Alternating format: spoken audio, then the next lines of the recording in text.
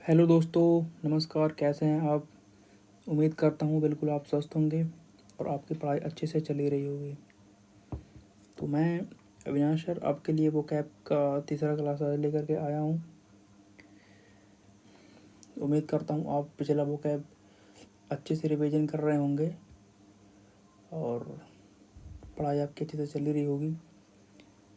तो बिना किसी आपका समय नुकसान किए मैं सीधे वो कैब पे आना चाहूँगा। तो आज का है वो कैब नंबर थर्ड, इम्बेलिश।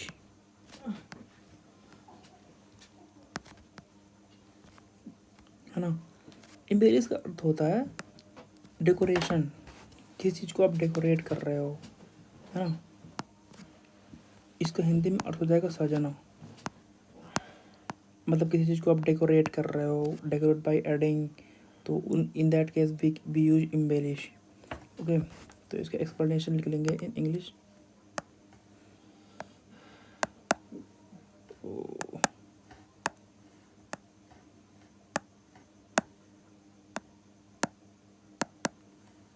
हाँ,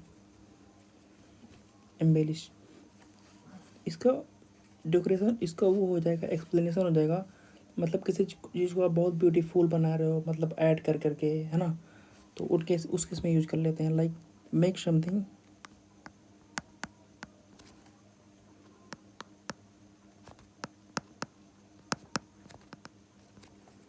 मोर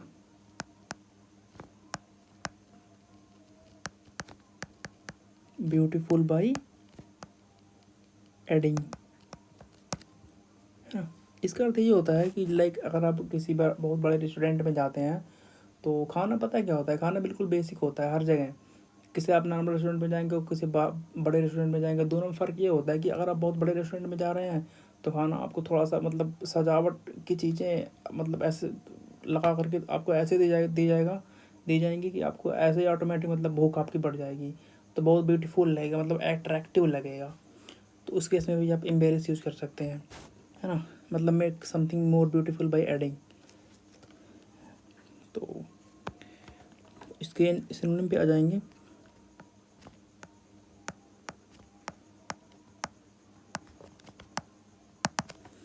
इसका पहला सिनोनिम तो डेकोरेट हो जाएगा कि मतलब डेकोरेट कर रहे हैं हम किसी चीज़ को, है ना। तो इस पर एक्सप्लेनेशन करने की कोई ज़रूरत तो होगी नहीं, आपको समझ में आ ही गया होगा। एक इसका लिख सकते हैं इनहेंस।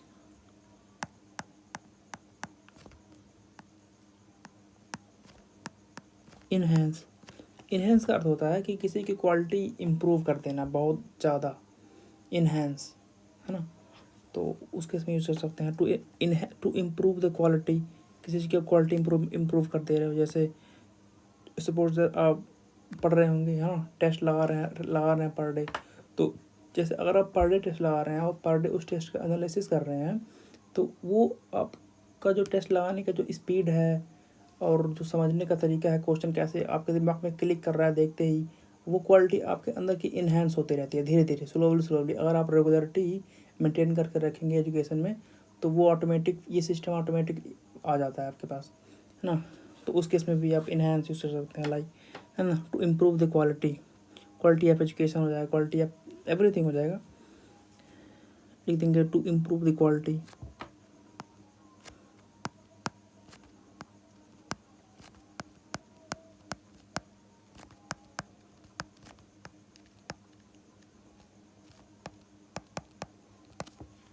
है ना, ये हो जाएगा।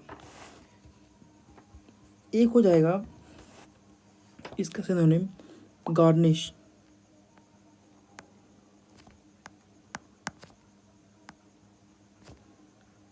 है ना।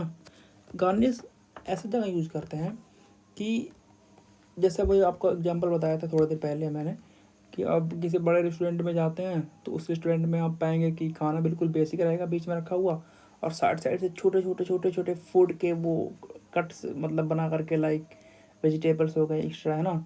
तो वो सजा करके ऐसे दी जाएंगी जैसे बहुत मतलब अट्रैक्टिव लगेगा उसको, उसकी क्वालिटी को, उसकी मतलब लुक को थोड़ा सा इन्हेंस कर देगा, ना, तो उस केस में हम गार्निश यूज़ कर सकते हैं फूड वाले क्वालिटी में। एक्सप्लेनेशन देख लेंगे। To decorate food with a small amount of different food, है ना, वही हो गया। उम्मीद करता हूँ आपको बिल्कुल अच्छे से समझ आ रहा होगा। तो ये हो गया एम्बेरस का सिनोनिम। 3 सिनोनिम पढ़ लिया हमने।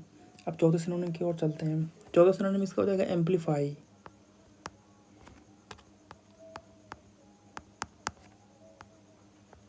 है ना।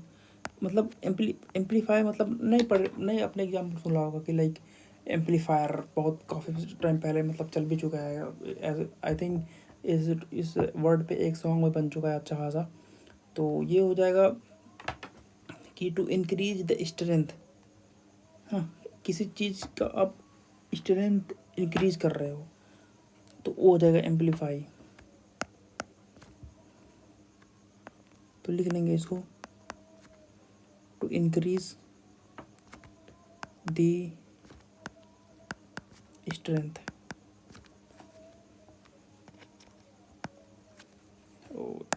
मिस्टेक हो गया, हाँ।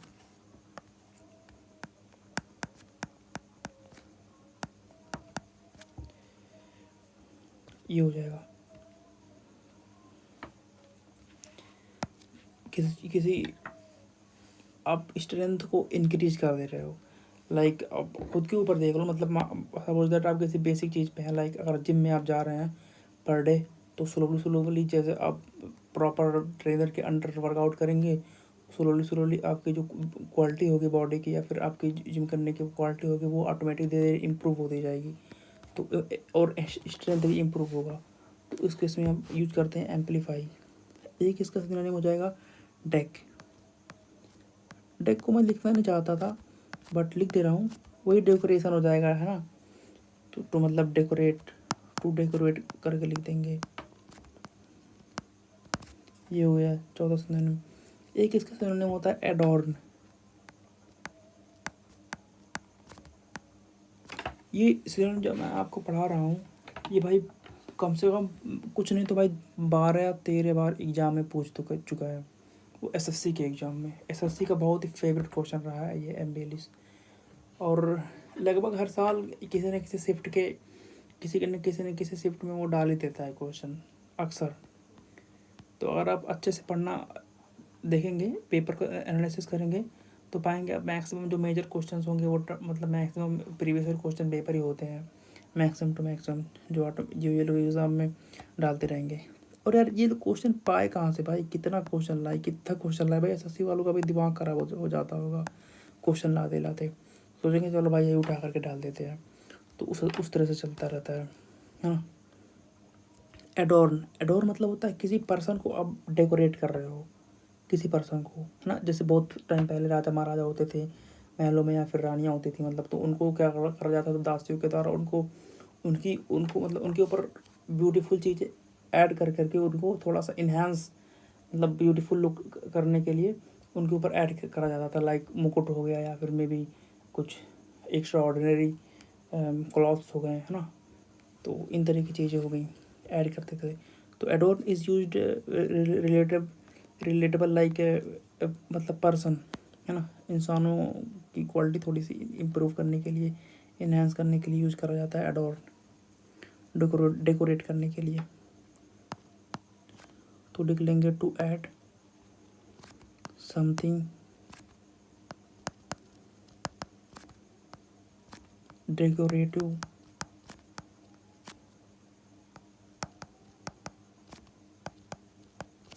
टू ए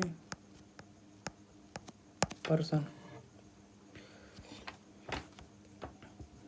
पेंसिल से यार थोड़ी सी दिक्कत हो रही है टच पे लिखने में, बट क्या है कि स्लोली जब क्लासेस आगे बढ़ती जाएंगी तो इसकी क्वालिटी आप भी मतलब इम्प्रूव होगी, मेरी भी। तो ये फर्स्ट टाइम पढ़ा रहा हूँ यूट्यूब पे, तो शायद इसलिए ये दिक्कत आ रही है ना। एक इसका सिनोनिम होता है ऑर्नामेंट। ऑर्नामेंट, ऑर्नामेंट का अर्थ होता है सेम वही चीज़ों का भाई, same. Increase the beauty of something, किसी चीज़ की आप सुंदरता को इंक्रीज कर रहे हो, बढ़ा रहे हो, इन्हेंस, नया लुक दे रहे हो उसमें, तो उस केस में भी ऑर्नामेंट यूज़ करते हैं, है ना। तो लिख लेंगे इसको इंक्रीज। कभी कभी ये सब भी जो मतलब वोकैब है, कभी कभी डायरेक्टली वन वर्ड सब्स्टिट्यूशन में भी डाल देता है एग्जामिनर। तो मेरे सेशन अगर आप पर डे कवर करते रहेंगे, ज़्यादा नहीं, बस 15 से 16 मिनट, तो आपके अच्छे खासे इंग्लिश का एक बहुत मेजर पोर्शन तैयार हो जाएगा धीरे धीरे, और बिना लोड लिए, है ना, बिल्कुल आराम से। एक इसका होता है सिनोनिम, है ना, कैपेरिजन। कैपेरिजन का अर्थ होता है किसी घोड़े को आप सजा रहे हो, ठीक। जैसे पहले टाइम में क्या होता था, जब ऐसे घोड़ा है, सपोज दैट कहीं मतलब वो ग्राउंड पे छोड़ दिया गया कि हाँ घास वास खा रहा है वगैरह, तो जब पहले ज़माने में क्या होता था, जब राजा महाराजा घोड़े से ही तो भाई लड़ाई वड़ाई चलती थी। वो तो आज के टाइम में बन गया है कि हाँ बंदूक तो परमाणु बम ये सब लेकर के पहुंच जा रहे हैं। पहले ज़माने में सब कुछ नहीं था भाई, पहले ज़माने में बस वही लठ था, डंडा, घोड़ा, हाथी, है ना, इन्हीं सब चीज़ों से लड़ाइयाँ होती थी। तलवार हो गया, भाला हो गया, तो वो क्या करा जाता था, जैसे राजा महाराजा हो गए या फिर सेनापति ही हो गए, तो घोड़ों के ऊपर एक विशेष तरीके की डेकोरेशन किया जाता था।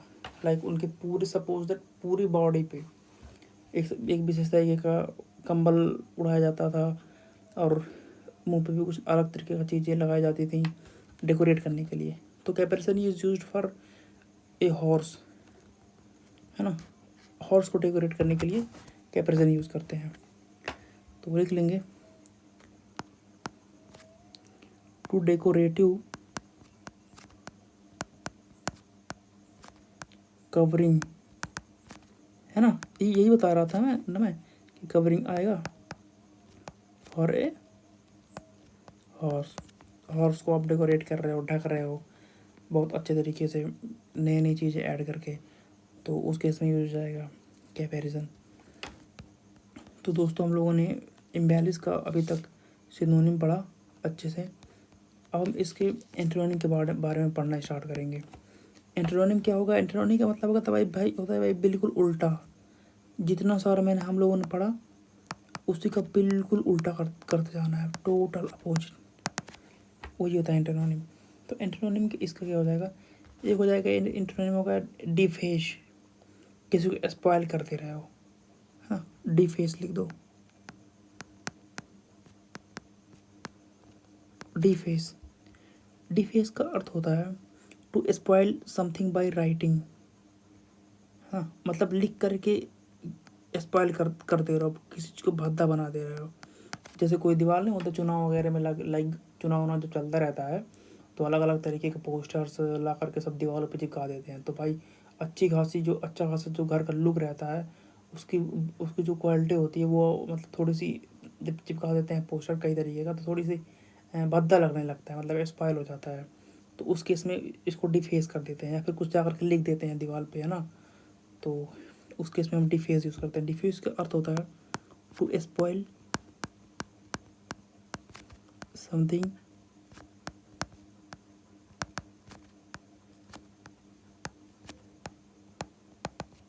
बाय राइटिंग, ये डिफेस हो गया। एक इसका एंटोनिम होता है एम्बेलिश का ब्लेमिश। ब्लेमिश का अर्थ क्या होता है, बेसिकली आप समझ लीजिए, जैसे जब छोटा बच्चा होता है घर में, एक नन्ना मुन्ना से बेबी, जब मतलब छोटा सा होता है, तो मतलब जब खेलने लगता है घुटनों के दम पे, घुटने से ऐसे खेलते खेलते रहता है, तो वो क्या करता है, कई साल उसे क्या फ़र्क पड़ा, उसे क्या पता भाई कि क्या है धूल, क्या है मिट्टी, क्या है कुछ। वो तो भाई जो पारा सब लगा ले रहा है मुँह में, पता चल रहा है आइसक्रीम खिला दे रहा है, आइसक्रीम गिर गई ज़मीन पे, मिट्टी विट्टी सब उठा करके सब खा ले रहा है। तो उसके बाद जब वो खा रहा है तो फिर मुंह पे बहुत तरीके की मतलब गंदगी, वो मिट्टी हो गया या फिर अलग अलग तरीके की चीज़ें चिपक जा रही हैं, तो उसका जो मुंह हो गया वो स्पॉइल हो गया थोड़ा सा, है ना। तो उस केस में हम ब्लेमिश यूज़ कर सकते हैं। ब्लेमिश का अर्थ होता है to spoil something in case of, मतलब माउथ के केस में, अगर माउथ थोड़ा सा गंदा हो जा रहा है तो उस केस में ब्लेमिश यूज़ करते हैं। लिख लेंगे टू स्पॉइल समथिंग, ब्रैकेट में लिख लीजिएगा माउथ, है ना। ये हो गया। ब्लेमिश का एक एंटोनिम होता है बी लिटल, है ना। बी लिटल का अर्थ होता है कि किसी इंसान को ये साबित कर देना कि वो लेस इम्पॉर्टेंट है, बहुत ज़्यादा इम्पॉर्टेंट नहीं है ना। तो उस केस में भी एम्बेलिश का अर्थ, एम्बेलिश का एंटोनिम ये भी कहीं कहीं बन जाता है to make a person he is not important, है ना। To make a person he is not important, ये हो जाएगा, एक एंटोनिम ये हो जाएगा। एक एम्बेलिश का एंटोनिम ये होता है कि अंडर स्टेट, है ना।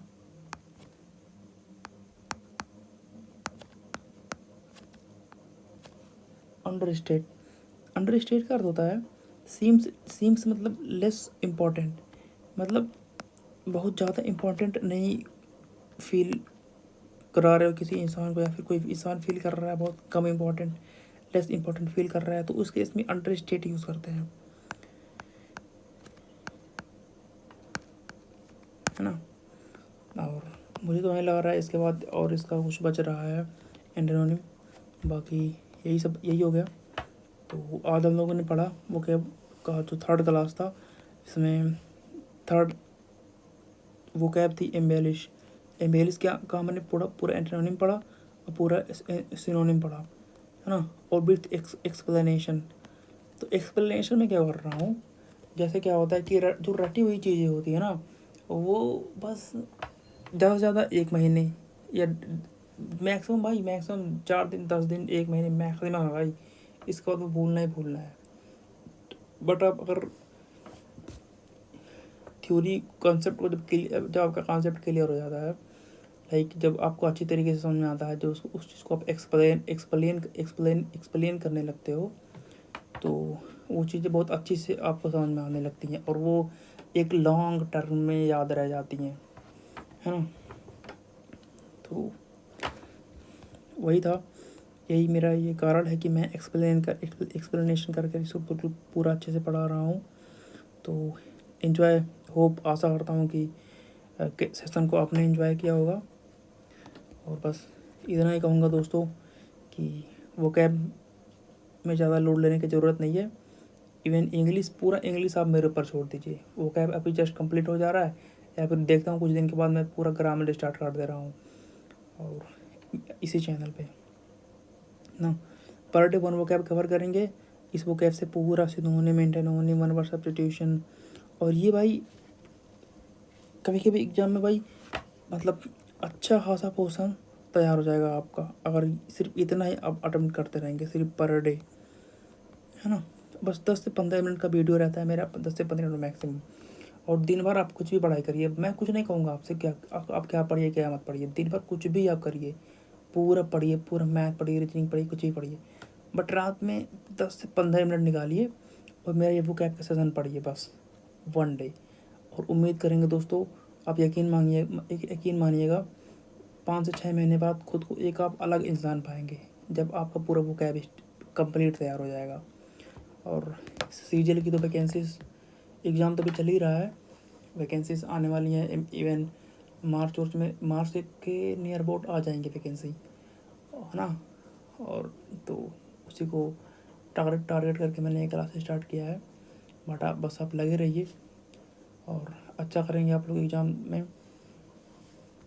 बस हार नहीं मानना है यार, हार नहीं मानना है भाई, लगे रहना है भाई बस, है ना। आशा करता हूँ आपको अच्छे से समझ में आया होगा। तो दोस्तों मिलते हैं फिर किसी नए वीडियो में, तब तक के लिए धन्यवाद।